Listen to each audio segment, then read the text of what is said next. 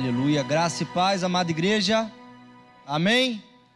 Vamos abrir a nossa Bíblia no livro de Atos, Atos capítulo 2, versículo 42, diz assim a palavra de Deus: e eles perseveravam no ensino dos apóstolos, em algumas versões na doutrina dos apóstolos, e na comunhão, no partir do pão e nas orações.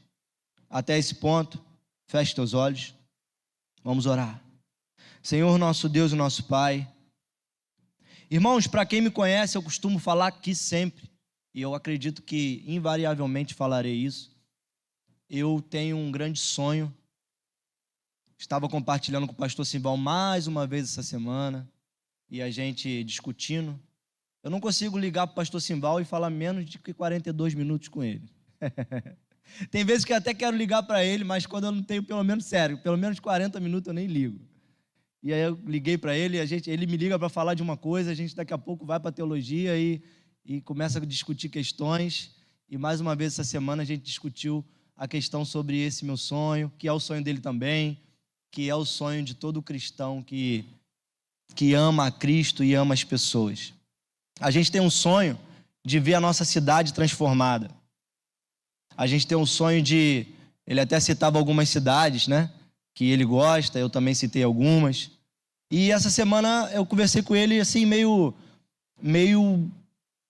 triste com esse sonho, né? Meio pessimista com esse sonho. Mas aí eu lembrei do meu versículo favorito, que é Gálatas 6:9, que a gente não se canse de fazer o bem, porque no devido tempo a gente colherá, se a gente não desanimar. E eu tenho esse sonho de ver a minha cidade transformada. E eu já tentei por algumas vezes fazer algumas coisas com a minha própria mão. Já aprendi a cortar cabelo, já comecei a dar aula comunitária. A Jéssica traçou o meu perfil há um mês atrás, e agora a minha Jéssica é psicanalista, das boas, e ela traçou o meu perfil e ela falou que o meu perfil é Salvador. Eu tenho um perfil Salvador. Quem me conhece e chega perto de mim e cria um pouco mais de intimidade, sabe que realmente eu não sabia que esse era meu perfil Salvador. Isso me faz sofrer muitas vezes. Helder falou ali de manhã que se eu conseguir continuar nesse meu propósito, vou sofrer muito. Aceito sofrer, porque foi esse o exemplo que o nosso Cristo deixou pra gente. Um exemplo de sofrimento, um exemplo de luta, um exemplo de que acreditar nas pessoas vale a pena, acreditar na transformação das pessoas vale a pena. Mas quando tentamos fazer isso, e eu já tentei fazer com minhas próprias forças, o que a gente consegue é frustração. O que a gente consegue, às vezes, é uma mudança pequena. Como eu falava, quem chega perto de mim, eu tento melhorar ao máximo essa pessoa, nas coisas que eu aprendi. E gosto também de pessoas que tentem me melhorar, que tentem me ensinar algo.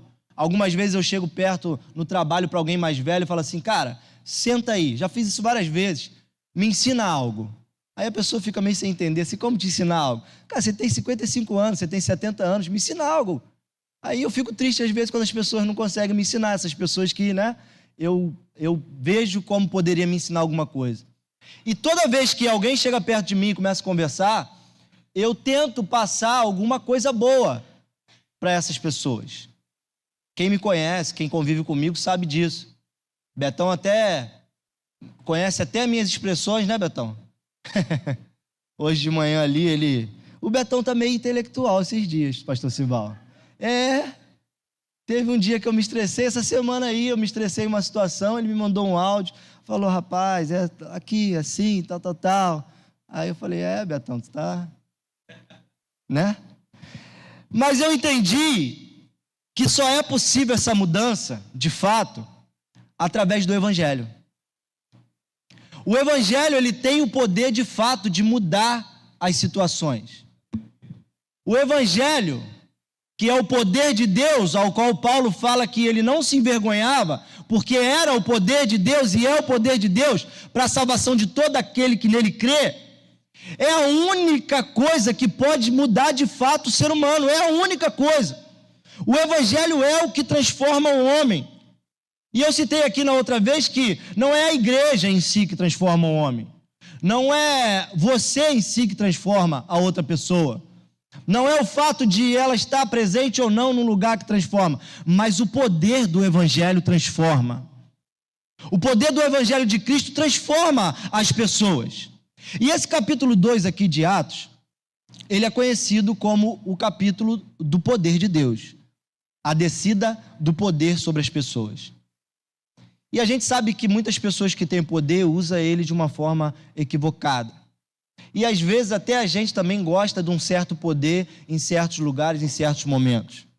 A gente vê, é muito engraçado quando a gente joga futebol, quem já jogou ou quem joga, a gente vê que algumas pessoas, não menosprezando, mas algumas pessoas que são muito boas de futebol, mas que não são boas em nada mais da vida, elas ficam humildes em outras esferas. Mas quando chega lá no momento do futebol, elas querem ser o rei dali da praça, porque elas têm o poder de saber jogar bem futebol. Esse sou eu, esse é você.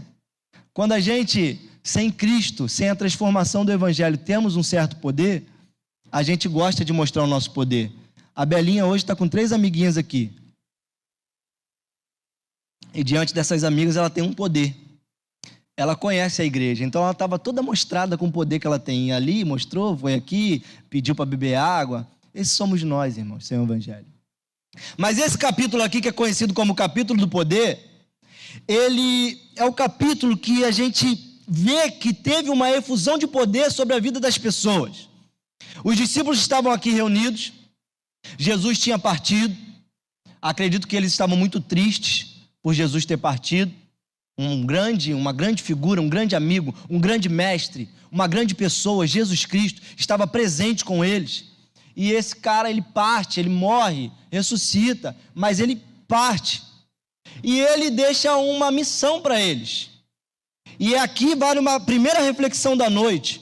O poder veio sobre a vida daquelas pessoas por causa da obediência deles. Jesus vai e deixa uma ordem. Ele fala para eles assim, fiquem na cidade, até que do alto vocês sejam revestidos do poder. Então, eu aprendo em primeiro momento, ainda não é o primeiro ponto da pregação, mas eu aprendo em primeiro momento que o poder do Evangelho, ele vem através de obediência à palavra e ao Senhor dessa palavra. Então, se temos uma palavra a que se apegar, se temos uma palavra a que obedecer, obedeçamos e permanecemos firmes nessa palavra. Porque já diz o ditado popular, que não é popular, está na Bíblia, mas ele tem um leve sentido de ditado popular, que é melhor obedecer do que sacrificar. Mas isso foi dito por rei Saul, quando ele não esperou, quando ele não obedeceu e se precipitou oferecendo sacrifício, mas Deus não se agrada de sacrifício sem obediência. Então, o primeiro ponto para adquirir poder do Evangelho, para a transformação, para o alcance desse sonho que eu tenho, e se você é um cristão que compartilha comigo também tem, de ver nossa cidade transformada, nossas famílias transformadas, nossa igreja transformada, nossa comunidade transformada, nós temos que, em primeiro lugar, obedecer à ordem de Jesus Cristo. E o poder desce sobre eles. E Pedro, depois da infusão desse poder do Evangelho, ele prega uma palavra na autoridade desse poder. E se a gente for reparar aqui, Pedro é esse cara que realmente precisava do Evangelho. Na verdade, os discípulos, se você for traçar um perfil dele, quem viu aí The Chosen? Quem já viu, quem está vendo? Levanta a mão, quem viu. Quem não viu, veja The Chosen, por favor. Que ali a gente vê no teatro, né, no cinema, a gente consegue ter ali as pessoas são artistas, são talentosas, elas criam ali um personagem que comunica com a gente, na arte. Mas na palavra também fala que Pedro era um cara agressivo. Pedro era um cara que era totalmente agressivo, queria resolver as coisas na espada. Tinha outro, Tiago, que era o zelote, que ele tinha zelo. Os zelotes eram esses que tinham zelo, um zelo tamanho, mas eles queriam causar uma transformação na força. Eles queriam tomar o poder de Roma e instaurar o Evangelho na garra, na força, como eu já tentei nas minhas próprias mãos. Então, os discípulos de Cristo foram os primeiros a precisar do poder do Evangelho para a transformação. E Pedro, agora transformado por esse poder, ele prega uma palavra e 3.000 pessoas se convertem. Mas Pedro era aquele que queria resolver na espada e não conseguiu fazer nada. Mas Pedro, agora cheio do poder do Espírito Santo, ele prega às pessoas e o Espírito Santo, através daquela palavra, convence as pessoas ao ponto delas falarem: o que nós iremos fazer agora? Aí Pedro fala: sejam batizados. E a crise que está instaurada no meu coração nesses dias é a crise que eu quero instaurar no seu coração hoje. É uma crise que olha para a sociedade, que olha para a nossa rua, que olha para a nossa casa, para o nosso casamento, para a nossa família, e fala assim: o que eu vou fazer agora? O que eu posso fazer agora? Eu vou te dar um pequeno recado: com as suas próprias mãos, você só vai destruir as coisas todas, mas no poder que desceu sobre esses homens através da sua obediência, você vai poder fazer muitas coisas. Eu quero hoje aqui causar no nosso coração, através dessa palavra, incômodo no nosso coração. Eu quero que o seu coração e o meu coração, que já está, saia daqui incomodado com essa palavra. O que nós faremos hoje? O que eles faziam? Versículo 42. Eles perseveravam. E aí é a palavra, é o adjetivo que eu costumo dizer aqui, que é o adjetivo principal que um ser humano deve ter: a perseverança. Já falei isso aqui diversas vezes e não me canso de repetir.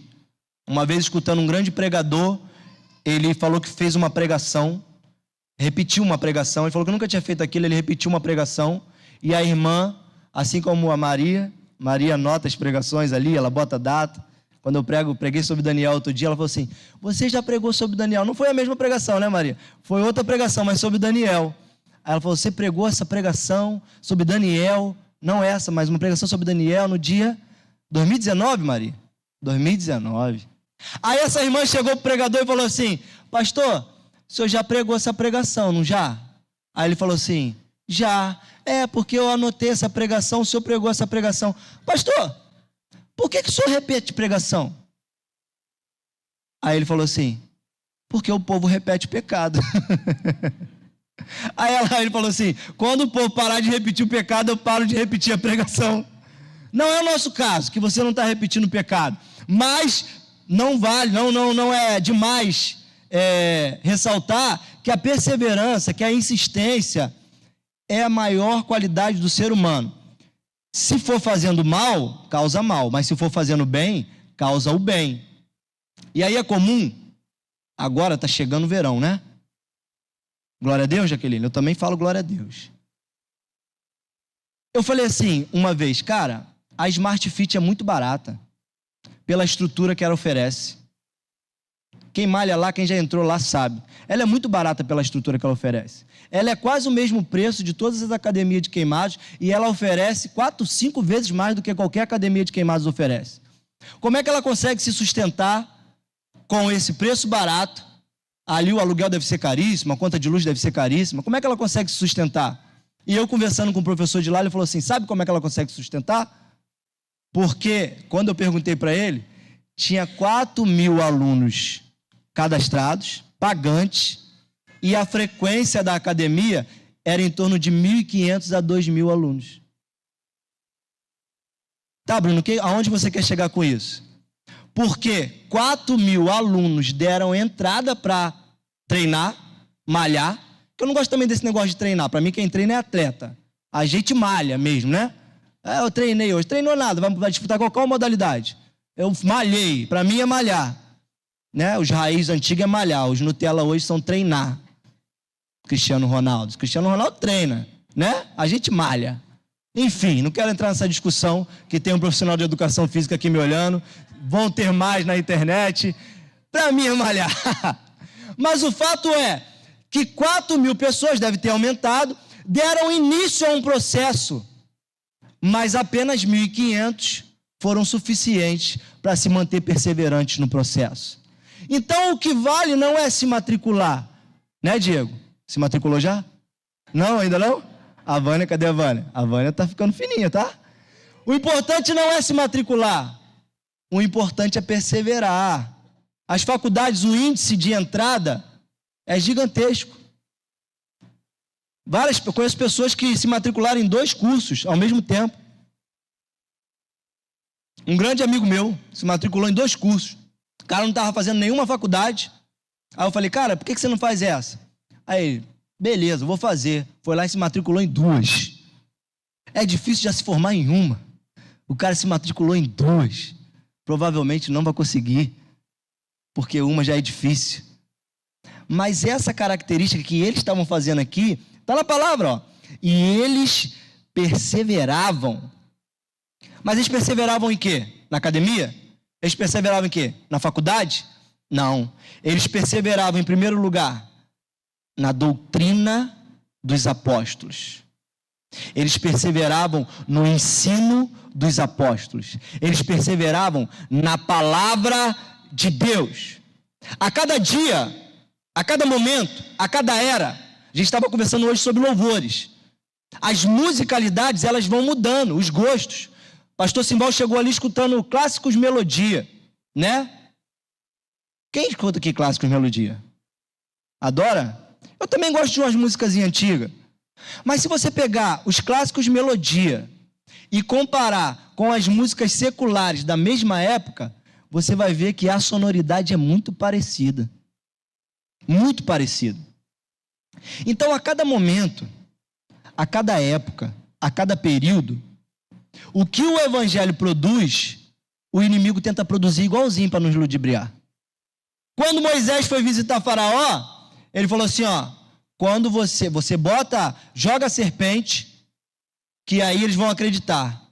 Quando ele jogou a serpente, os magos também jogaram a serpente. E aí Moisés ficou desestabilizado, né? Pô, eu fiz um milagre através de Deus e Faraó também fez. Mas o que a serpente de Deus fez com a serpente de Faraó? Comeu a serpente. Então, a palavra de Deus sempre vai permanecer fiel de tempo a tempo, ao ponto que o mundo muda o tempo todo, ao ponto que a moda muda, tudo muda, mas Cristo falou o quê? A minha palavra não mudará, ela permanecerá. Então era nisso que eles perseveravam, na doutrina dos apóstolos. Mas junto com o que o mundo nos oferece, ele nos oferece também, vem sobre nós, vem sobre a nossa vida, depressão.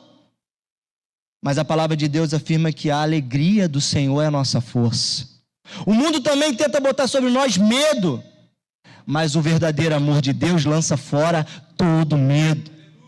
Quando Jesus ele estava encurralado no deserto e o inimigo vem tentar Jesus, ele combate o inimigo com a palavra. Jesus tinha todo o poder. Jesus podia dar um chute a Satanás, uma cotovelada, um sopro, mas ele combate o inimigo com a palavra. Se o próprio Deus combateu o inimigo com a palavra, quem somos nós para não se dedicar à palavra de Deus?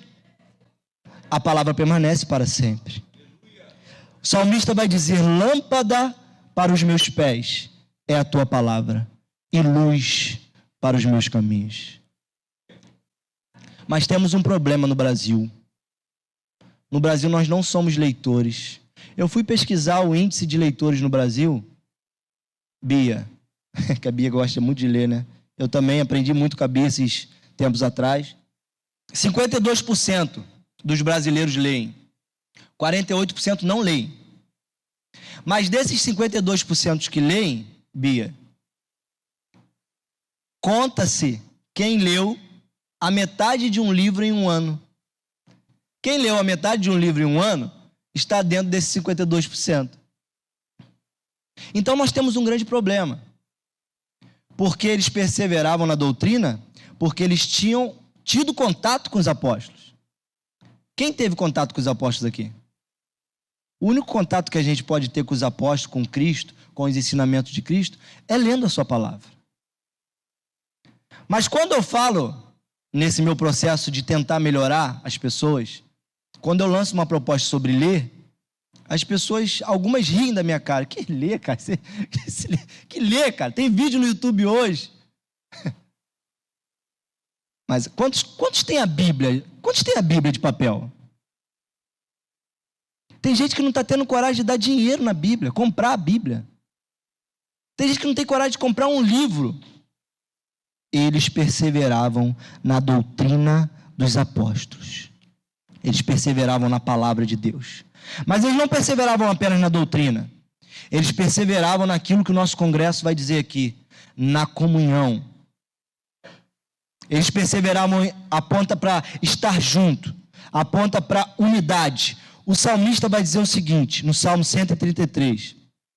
Ó quão bom e quão agradável é viverem unidos os irmãos. É como um óleo precioso que desce sobre a barba de Arão, e escorre pelas orlas da sua veste. É como um orvalho que desce no Monte Hermon. Você sabe o que o salmista está querendo dizer aqui?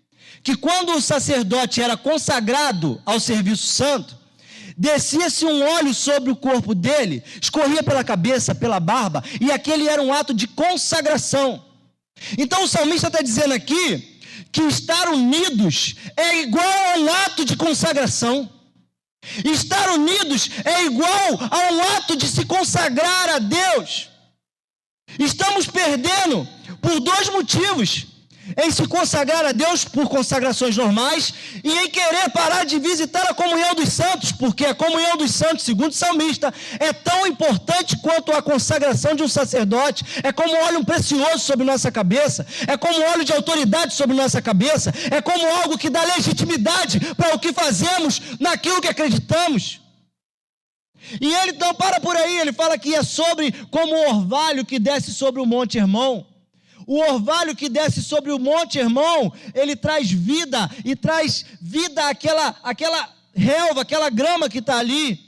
Ou seja, a comunhão, estar juntos, estar unidos, é tão precioso que traz vida para nós. E o salmista vai dizer isso: aonde é a comunhão, ali o Senhor ordena a sua vida e a bênção para sempre.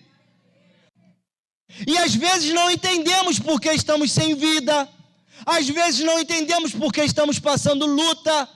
Irmãos, preguei ontem na igreja do amigo, os 10 mandamentos são 4 a respeito de Deus e 6 a respeito do próximo. Ou seja, esse que está do seu lado é muito importante para Deus, a ponto de Deus ter botado na sua lei os 10 mandamentos, 6 coisas a respeito dele. A comunhão traz vida e traz bênção para sempre. A unidade é importante até em lugares que não são cristãos. O próprio Deus, quando desce em Babel, ele fala assim: esses caras estão unidos, não há nada que eles não possam fazer. Ei, uma igreja unida no poder do Evangelho, não há nada que nós não possamos fazer. 12 homens, irmãos, 12 homens pecadores como eu e como você. Eles alvoroçaram o mundo inteiro com a sua própria vida. E essa é a minha crise, conversando com o pastor Simval. O número de cristãos nominais, ele cresce. O número daqueles que se dizem cristãos cresce. E o meu desafio, o teu desafio, é como cristão promover o reino de Deus nessa terra. A gente tem que olhar para as nossas ruas, para nossas casas, para nossas calçadas, para os nossos vizinhos e promover a glória de Deus através do Evangelho. E esse poder, ele vem pela palavra e pela comunhão. Eu escrevi aqui, sozinho você vai mais rápido, junto você vai mais longe. Sabe como é que a gente faz quando a gente está num... Eu fui no Radical Jovem, e também no recrutamento é assim. Sabe onde a gente coloca os mais fracos? Na frente. Os mais fracos, eles vão na frente, porque o passo dos mais fracos determina o passo do grupo inteiro. Porque se o mais ligeiro for na frente, ele vai desgarrar. Sabe o que isso quer dizer? Que na comunhão, os mais fortes suportam os mais fracos. Eles dão um suporte para os mais fracos. E eu vejo pessoas saindo da igreja e falam assim, aquela igreja não presta. Porque os irmãos ali, muito ruim. E aí esse pastor que eu gosto de assistir falou assim, ó, quando você entrar em uma igreja, quando você encontrar uma igreja perfeita, você não entra nela. Porque senão você vai estragar ela. Irmãos, a gente pensa assim, poxa Bruno, mas as pessoas estão tão chatas hoje, né? Tem umas pessoas que são chatas. Irmãos, quem convive comigo sabe que eu sou muito chato. Aí, ó. Eu sou chato, não sou, Jéssica? Eu sou muito chato. Muito. Chato com comida, sou chato com tudo. Mas eu também sou maneiro em algumas outras coisas. E você também é chato em muita coisa. Mas é maneiro também em outras coisas. Mas quem determina o passo são os mais fracos.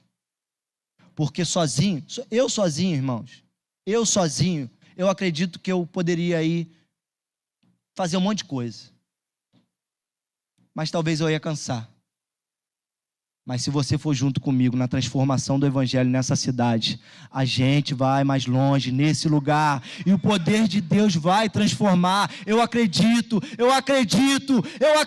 que o evangelho pode transformar a nossa cidade, sim!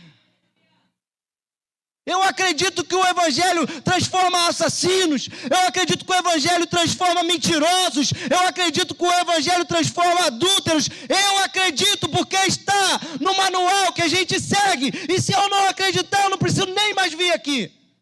Eu acredito. Mas eles perseveravam também no partir do pão. Está aí, na doutrina, na comunhão, no partir do pão. Partir do pão aponta para o cuidado, aponta para se importar realmente uns com os outros. Helder me mandou um vídeo esses dias, eu fiquei feliz. Ele me mandou um vídeo de um cara falando que um funcionário dele era um empresário, um funcionário dele tinha saído da empresa e tinha abrido uma empresa parecida com a dele. E os funcionários da empresa dele ficaram alarmados porque esse empresário estava ajudando agora esse concorrente. Mas você vai ajudar ele? Você vai prestar as ferramentas para ele? Você vai ajudar ele a ser seu concorrente? E a resposta desse empresário foi assim: tem cliente para todo mundo. E aí o tempo passou, ele pediu mais ferramenta emprestada, pediu know-how de contatos e ele deu. Um belo dia, esse concorrente dele liga para ele e fala assim: cara, eu estou precisando da sua ajuda. Aí ele fala: pode falar. Eu peguei um contrato no porto, só que é muito grande para mim. Você quer pegar os outros 70%, porque eu só consigo pegar 30%. Quando Jesus vem, Ele alimenta a nossa vida. Ele alimenta a nossa casa. Mas tem pão para todo mundo. Tem pão para a gente que está aqui dentro. Tem pão para quem está chegando hoje. Tem pão para quem vai chegar amanhã. Tem pão para o congresso de família. Tem pão para o teu vizinho problemático.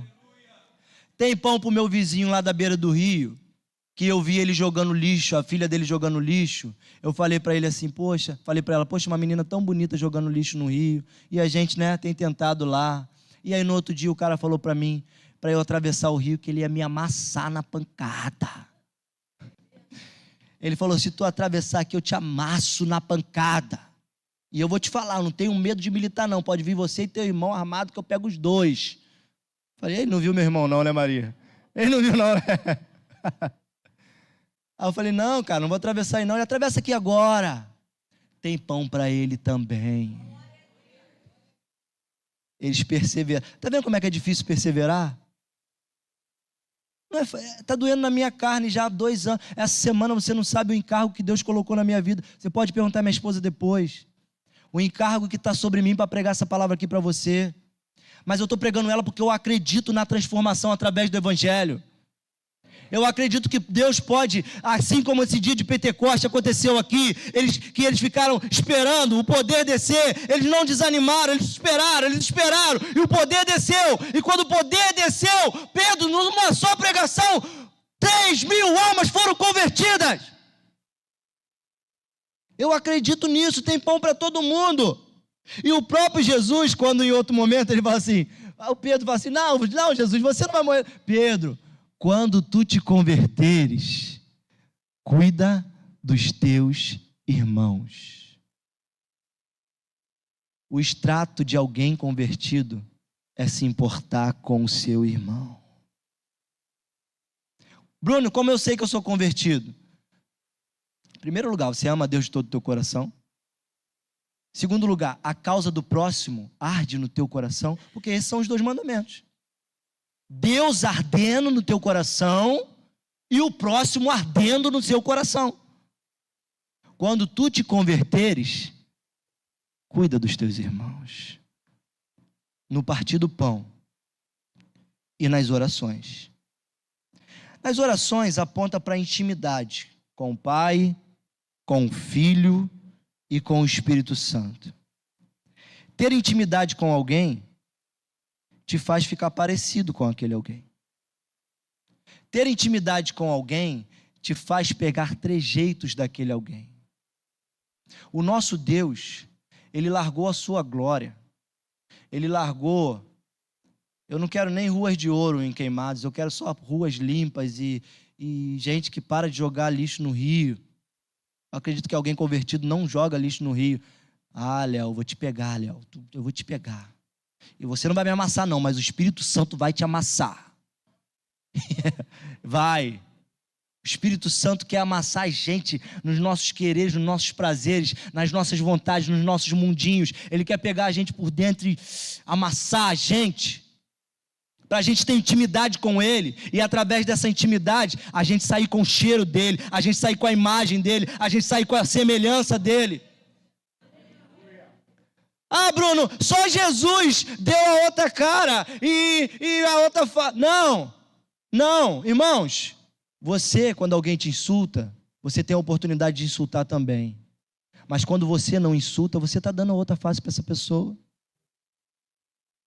Mas isso é gerado lá em Mateus 7:7. Entra para o teu quarto, fecha a tua porta e ora, que teu Pai que te vê em secreto vai te dar tudo aquilo que você necessita. Intimidade com o Pai nos faz ficar parecido com o Pai. O nosso Pai ama pessoas e ama pessoas complicadas, porque você é uma pessoa complicada e eu sou uma pessoa complicada. O colega botou no status esses dias assim: quando você for falar mal de mim, me chama, porque eu sei coisas terríveis ao meu respeito. Ninguém sabe coisas mais terríveis ao teu respeito do que você mesmo, irmão. Ninguém sabe os teus pensamentos mais ocultos. Estava lá na casa da minha mãe hoje, o meu sobrinho falou assim: quando eu casar eu quero ser igual meu tio Bruno. Aí eu falei, Aí a Jéssica fez assim, Aí sabe o que a minha irmã falou? Falou assim, vai com calma. Olha o que ela falou. Vai com calma. Porque para você ser igual ao seu tio Bruno, o teu tio Bruno é 1 em 1 milhão. Jéssica, você acertou na loteria. Eu conto, vocês contam. Eu não sei se foi depois ou antes, aquela coisa que eu te contei, que eu falei assim, cara, eu vou ter que desmontar isso, porque senão a soberba vai vir sobre mim, né? Eu estou criando aí eu estou até querendo criar um perfil, que é o Rodrigo Hilbert do Nordeste. E não foi isso que ela falou? O Bruno é diferente, ele sabe cozinhar, ele sabe arrumar uma casa, ele sabe. Mas antes eu tinha acabado de confessar um pecado para Jéssica, um pecado terrível, quando eu tinha 12 anos. E foi apenas um que eu confessei para ela. Eu falei, Jéssica, você sabe o que eu tinha vontade de fazer com 12 anos? Eu não posso nem falar aqui. Só pude falar na intimidade.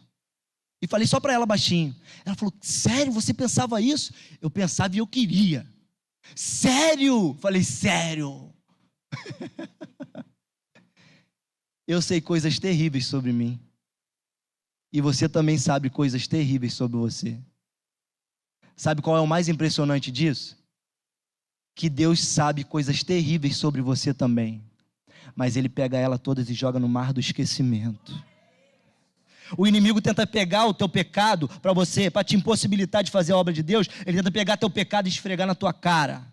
Mas o pecado que você confessa na intimidade, nas orações, com o Espírito Santo, com Deus, se você chegar para Ele amanhã e falar, Senhor, ele vai trazer um bálsamo de cura sobre a sua vida, que Ele nem lembra mais dos teus pecados. Ele fala isso na palavra dEle.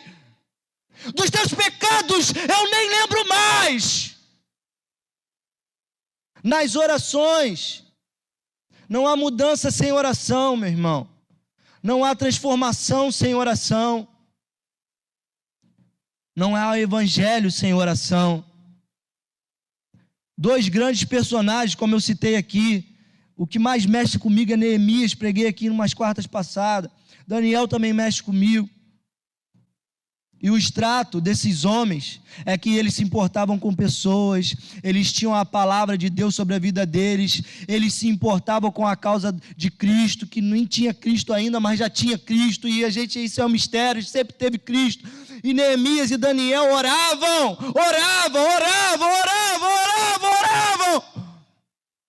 A gente tem perdido o hábito de orar, meus irmãos. Orar é difícil orar, eu sei que é difícil. Mas é extremamente necessário, é extremamente vital para a nossa fé. Se derramar, Senhor, muda essa cidade, Senhor. Eu não aguento mais, Senhor, não poder deixar a minha filha brincar na rua, sem estar preocupado. Senhor, muda essa cidade, Senhor. E a opção que a gente tem é essa, meus irmãos. Perseverar na doutrina, no ensino, na leitura, na paixão pela palavra. Todo momento que eu tenho uma oportunidade, que eu vejo colegas conversando, eu falo assim, mas sabe o que Jesus falou sobre isso? Jesus já falava sobre, compartilha a palavra, lança a palavra. Na comunhão, não seja alguém que desgarra o grupo, seja alguém que una o grupo. A comunhão é pedra pontuda, com pedra pontuda vai machucar, mas depois elas se encaixam. E alguém te liga um dia e fala assim, ó, eu tenho uma bênção que eu não consigo segurar, traz aqui teu barco que eu vou encher de peixe também. Nas orações. E aí o versículo 47 é onde eu quero chegar com você, e eu quero chegar um dia. Versículo 47 do capítulo 2 diz, louvando a Deus e contando com o favor de todo o povo, e o Senhor lhes acrescentava a cada dia os que iam sendo salvos.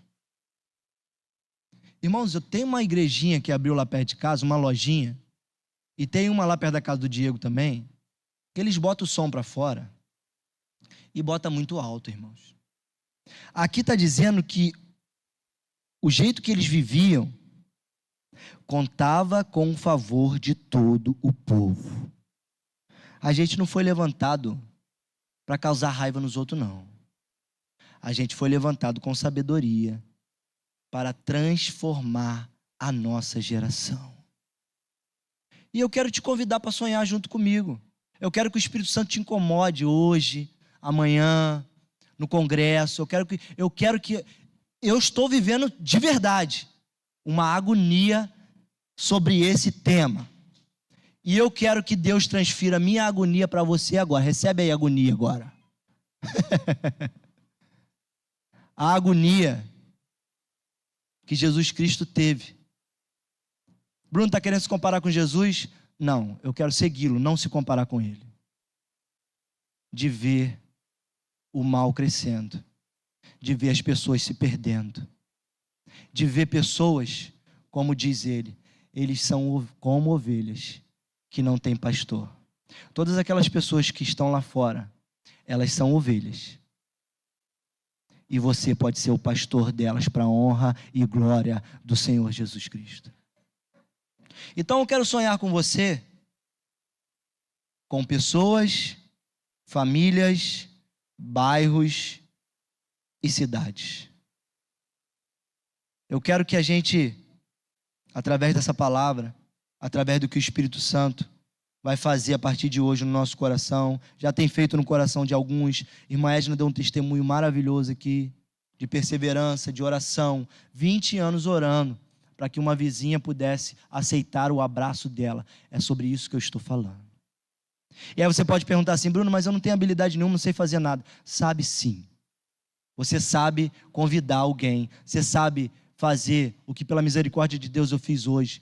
Ir lá buscar 3 crianças e trazer para a igreja. Você pode ligar, você pode botar energia e falar assim: cara, eu vou te buscar, no final do culto eu pago uma pizza para você, mas vamos lá na igreja no congresso de família, vamos lá no domingo, vamos lá comigo, porque só o evangelho pode transformar, nada mais pode transformar. Curve a tua cabeça para uma palavra de oração. Pastor Simval pode vir fazer essa oração por nós.